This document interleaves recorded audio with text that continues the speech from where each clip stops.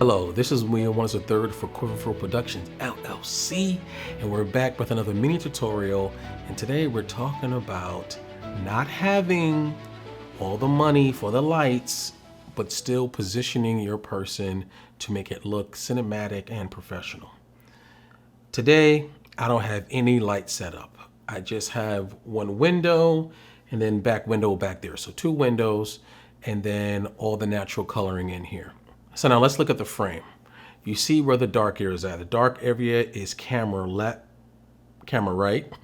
And then all my stuff, all the dark stuff, over here to my left, camera right. First thing I'm looking at is the background, right? But now I'm looking at the darkest part of my background. And now I'm thinking, well, what can I do with that? And back there are rooms with doors that open. So let's open them.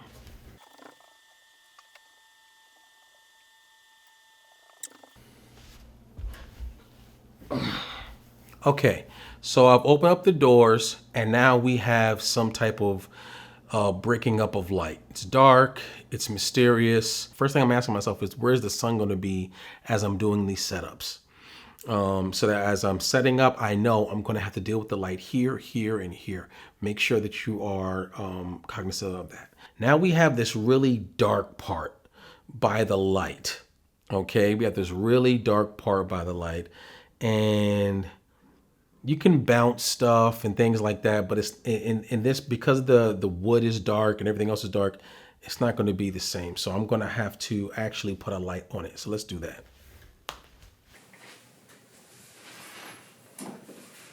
Okay, so case in point, number 2, check the weather. See if there's anything that's going on in the clouds. Is it going to rain? Is it going to snow? You know, whatever happens, check the weather, because then now the clouds are in front. It's getting ready to storm and rain.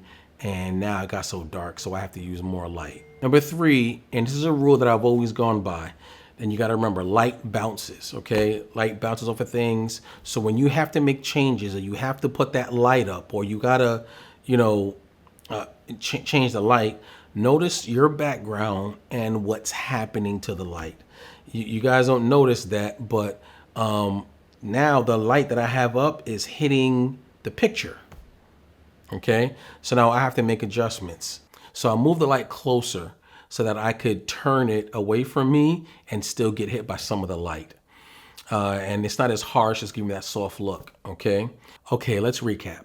Let's take into consideration where the sun is gonna be at and what time that's gonna be at. Second thing is, look at the weather. Is it gonna be stormy? Is it gonna be cloudy? Like just what happened here. Everything was sunny coming through the windows, and then just like that, it changed. And don't get frustrated. You'll figure it out. These are the things that are part of your journey. These are help you figure out in different situations. Oh, I remember I did this, so now I can do that in a later situation later on. Number 3, always look at your adjustments. When you make adjustments to light, just like before, we got the light, we got it on me, but yet it was shining off the back picture. And so now we have to account for that and fix that. So you don't want to start rolling. Okay, we're good. We got them lit, blah, blah, blah. And then all of a sudden you realize there's a light on the picture. Here is a pro tip, okay? If you're in a situation where the light is changing and you got things that are off to the side and the person's not going to be using, what I suggest to you is that record the background before you start filming. Just give yourself a good 30 seconds to a minute.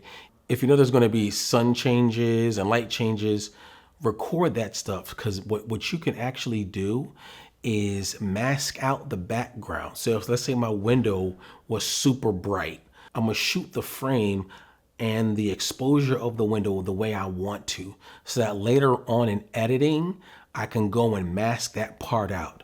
And so I'm going to make sure if I'm doing these that I'm not going over here, or I'm not, you know, I'm keeping my hands and things contained so that I can mask out the window if I need to, so that I can get the desired lighting. And that's a trick where I'll show you that in editing. But thank you guys for joining. I really appreciate it. Thank you for looking at this tutorial, and there are more for you. If you have any questions, anything you want to understand, I'm here for it. And thank you for joining us. I'll see you at the next tutorial.